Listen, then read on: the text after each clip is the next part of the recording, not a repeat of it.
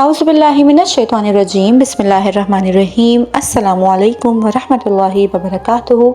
तमाम देखने और सुनने वालों पर अल्लाह पाक की ख़ास रहमतें और बरकतें नाज़िल हों। हदीस मुबारका है कि रसूलुल्लाह सल्लल्लाहु अलैहि वसल्लम ने फरमाया कि जो शख्स ये कलमात अदा करेगा तो अल्लाह पाक उसके अमाल में 20 लाख नेकियां लिखेगा। और वो कलमात क्या हैं? ला इलाहा इल्लल्लाह वहदहू ला शरीका लहू अहदन समदन लम यलिद वलम यूलद वलम यकुल लहू कुफुवन अहद। क्योंकि रमज़ान मुबारक में हर अमल का सवाब 70 गुना बढ़ जाता है, तो एक दफ़ा पढ़ने से 14 करोड़ नेकियां लिखी जाएंगी। और इसी तरह जितना ज़्यादा पढ़ेगा उतना ज़्यादा सवाब पाएगा। तो जी ये थी आज की वीडियो। अल्लाह पाक से दुआ है कि अल्लाह आपको तौफीक दे इस अमल को करने की और आपके अमल को कबूल करे।